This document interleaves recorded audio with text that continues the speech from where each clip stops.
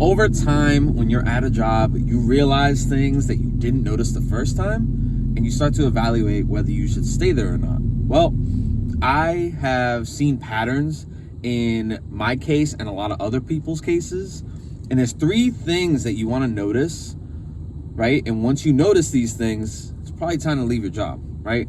So I'm going to go over it. I have my list here so I don't go too off topic, but it's the big question. When is it time to leave? When is it time to quit, right? And I'm sure we've all been there. Guys, if you're watching this, you can literally think of the job that you've had these thoughts at, right? How long should I stay here for? How long more should I stay here dealing with this stuff, right? That question has been asked by your mind to yourself multiple times. And again, we can all pinpoint that one job. Because, sorry, I'm going back on topic. So you're feeling stuck and unfulfilled, right? Your job is negatively impacting your well-being, where it's like every morning you get up, right? And you're just like, you literally wait till the last minute to get up, shower, get ready, do whatever you need to do before you head to work, and then you head to work. Once you start feeling that way, no, it's time to find something different, right? And then another thing is, if your career goals don't align with what the job is, why are you there longer than you have to be? And there have been multiple jobs that I've asked myself that. This job doesn't interest me, right? It doesn't align with what I want to do for a career. And maybe you're in a spot where you can't really find something else that's aligned to your career, so you just pick that job, right? The most recent job that I'm leaving now, I was only going to stay there for a year. I ended up staying there for 3 years, but it never aligned with what my career goals are, right? My plan when I got to this job was to hopefully transfer to something in tech, something in cybersecurity. But the thing about it is the location that I'm at doesn't have any positions for that at this location. There are other locations, but they're in like New Jersey or like somewhere way out of the way for me. Now, it's probably the case with you where you're trying to go into a job. You take a particular job hoping to move into this job, right? But maybe that job's occupied or you just don't have the qualifications yet, right? And that's the case with me. I didn't have the qualifications yet because I'm still in school. I'm about to wrap out in about 4 months. So I'm going to get the cybersecurity bachelor's degree. But at the time I got this job, I was just finishing my journey, right? I was finishing I was starting my journey in obtaining the cybersecurity degree, right? So this job, even though I like it, I did get bored of it, and it doesn't align with what I'm trying to do. So I've had jobs in the past, and you guys might be able to relate to this, where they literally make you feel like you're stuck. You feel like every week you're betting on that check coming in because it's comfortable, right? These jobs are meant to make you be comfortable, right?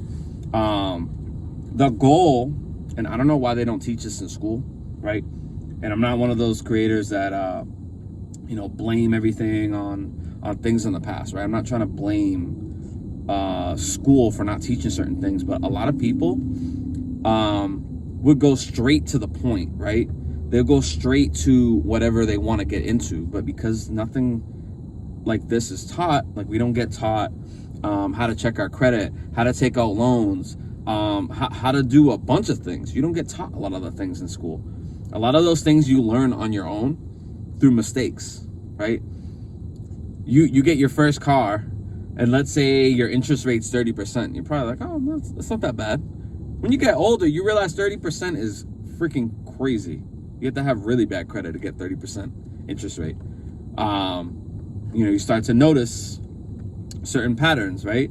But it's like, if this was just taught in school, these learning curves wouldn't be so crazy, right? But anyways, this is the first sign it's time to move on, right? Lack of growth opportunities. You feel like your skills are stagnant. You're not really getting anything from the job. Like, I understand that a job doesn't have to be give, right? You're there to perform a duty. But if you're not getting anything in return besides money, like, there's jobs out there. Any job pays money. You can get that everywhere. But if you're not getting something or benefiting from a job, as selfish as it may seem, maybe it's not the job for you, right? In my case now, I'm at a job that I don't really care for what the job is, right? And I've stood there longer than I should have. I tend to, I've done that twice already, 2 separate jobs. I just stayed longer than I should have. The warehouse job, I stayed there 5 years, should have left after 2. This job here, I was planning on staying for a year and then transferring internally, because it is a Fortune 500 company. This isn't some rinky-dink small business or anything. Like, this is an actual, like, company, worldwide company, that, you know, I'm honored to be able to work there. But again, not every opportunity is for you, right? So that applies to me in my case. Toxic work environment. Luckily, I'm not dealing with it at the place I'm working at or that I'm about to leave at, but I have had places where I actually haven't even talked about this yet. So when I was manager at this clothing warehouse, I had the owner of the company. She would come in and check, make sure, especially when I was first training, to be the manager of the whole entire warehouse. She'd always be there, you know, to walk me through everything. But I literally did a weeks of training and I was literally just thrown in there. But being there, you know, is a really good paying job. The owner was kind of weird in terms of like how she talked to her employees. And, you know, she tried to do that a little bit with me, but I would, like, I didn't care. I would literally, like, let her know, like, hey, like, that's kind of disrespectful what you're saying. Not in those words. I'd find it, in that moment, I'd say what I said. Nothing derogatory or nothing, no swearing or anything like that. But I just noticed that she talked down to people, which is weird to me. It's like, we get you're the owner, but it's like, I always say there's other jobs out there. Like, this person's trying their hardest to do their job and you're over here like kind of demeaning them. And then it got to a point where she never really said nothing to my face. Like that's insulting, right? She'd like talk down and like, oh, like you've never done this before or this or that. It's like, this is a new system, right? This is my first week here. Like, I've done stuff like this before, but every job's different. And things get applied differently at different jobs. Like, I'm not lying that I've done or that I've dealt with this software. It's just that the way you do it, it's a lot different than in another job. For example, when I was helping ship out products, and I think she dealt with FedEx or UPS, and I dealt with that before. But the way her system was, it was through Shopify. Which I'm just like, Shopify? I thought that was like a small business, like an individual thing. But she used it on Shopify because she said it was cheaper. I'm like, oh man, when I heard that, I should have known, right? Then there was an issue with the printers. Actually, before I get to that, let me talk about school, because she was against me going to school because she knew if I went to school that I wouldn't be staying there as a manager for that long. And this was before I started the schooling. I had to leave to get my transcripts from the community college. And she said, oh, you don't need to do that. Like, you know, your degree's not going to pay more than this job. And it's like, that's so weird to say to somebody. Like, you really want someone to stay, like, for life? Definitely not. When I noticed that she was talking down to some of the virtual workers, these are people that aren't even U.S. citizens. They're working overseas. So she would outsource some of her tasks to pay a fraction of what it would cost to hire someone in the U.S. So this person was very, very cheap. And apparently she's from New York, and we know people from New York, like, they make more money because the cost of living over there is more. Well, this lady came from New York. She was an older woman, older than, I don't know, she's got to be in her 60s. But, like, how can you be that cheap? Like, I guess I understood, like, why, you know, she was able to afford to have a business, because she's super frugal. Nothing wrong with that, but when you start to put other people down, and it's like, dude, you're using cheap material. Anyways, let me get on topic. So, there was an issue with the printer. I know how to fix it, but I didn't have the tools to fix it, right? So she had the specialist fix it, because he had the tools. And she sent a text out that was supposed to go to her husband or her boyfriend. I don't even know what the situation was. And she said, damn, George is so stupid. He's saying that the printer is broken and all it needed was this. And she accidentally sent that to me. And again, I've never talked about this on this channel. That got me so heated, right?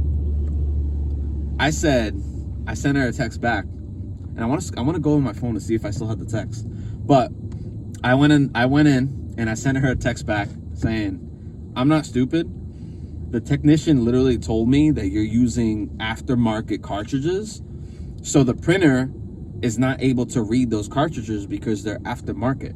You got an HP printer, not the newest printer. You don't have the most up-to-date like printer, and you're using aftermarket parts on a printer that is designed to only take a specific type of cartridge. So what was going on an overall level, just to give you like a quick explanation, she was just using outdated parts, right? The printer cartridge has like this little chip, so when you put it in, it reads, you know, what color it is, what it's for, whatever. And what was happening is, for some reason, I didn't understand this part, but the ink was getting all over the place. So to her, she's just like, oh, it just needs a new cartridge. Like, no, you need to buy HP cartridges for the HP printer, not some random rinky-dink off-brand dollar store freaking ink for the printer. And again, the printer's not cheap, right? It's not the most up-to-date. It was probably like 5-7 years old, but it's not going to be able to read some rinky-dink off-brand cartridge. That's why you're having issues with the printer. And then she said what she said about me in that text. She's like, oh, I didn't mean to send that to you. I meant to say something else to you. Like, that wasn't meant for someone else. It's like, no, you were trying to talk behind my back, trying to insult. So she came in a couple hours later, and then she tried explaining herself. It's like, dude, like, I kind of like, you know, I just went to work. I was just doing my work. I kind of ignored that. And, you know, I already saw the red flag of her being against my schooling. Then with that was the cherry on top. You know, every time she'd come in, she'd be like, good morning. Shut up. I'm in my head, I'm just like, you're fake as hell. You're fake, super fake. But whatever, I kept it professional. I didn't even return the excitement or whatever. She uses fake excitement. Good morning. Like, no, dude, you were just talking smack through text, and you meant to send it to someone else. You accidentally sent it to me, trying to talk down to me or trying to put me down, and now you're over here like, good morning. Like, no, get out of here with that. So, whatever. A couple weeks later, we had a conversation, and we just like, she tried saying like, oh, you know, there's a lot of, you know, you're causing a lot of or you're causing a lot of like costs to happen in the business. And it's like, I wish I had the reports, because the only costs that came from me like doing whatever were the printer costs and the cost to have the technician come out to fix it. Something so simple. She ended up overspending money, but she ended up saying, oh, you know, I don't know if this is like working out. I'm like, well, I was gonna come to you to put in my 2 weeks, right? Because I found something better. And then we just mutually agreed to just whatever.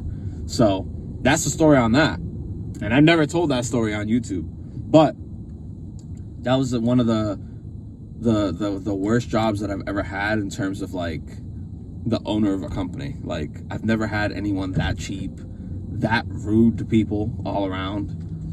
And she knew she couldn't talk down to me, because I literally, like, I have no issue leaving, right? No, none whatsoever. So you know, she couldn't try to bully me. I'm not saying like I'm too good for a job or anything like that, but when someone gets disrespectful, especially like someone overseas that doesn't really speak English that well, and I saw how she talked down to them, I'm just like, nah, this person's not a good person. As much as they try to be fake, no. But when you're working with someone like that, no, definitely time to leave. Time to call it a shift and just find something better. There's too many jobs out there to be talking down to people like that. Like, no. Anyways, I got a little sidetracked with that story, but I'm gonna skip over some of this, right? So, facing your fears, you don't wanna be like how I was in the past, right? Afraid to leave a job because you don't know what's out there, right? Right now, I'm not even afraid of what's out there, right? I already have plans lined up. That is important. Always have something lined up if you're leaving a job.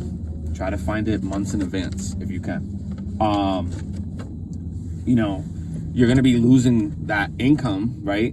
If you're leaving a job, but try to replace it with something else. Either another job lined up, or you're doing gig work on the side, or whatever it may be, right? Just make sure you have something there. And then social stigma.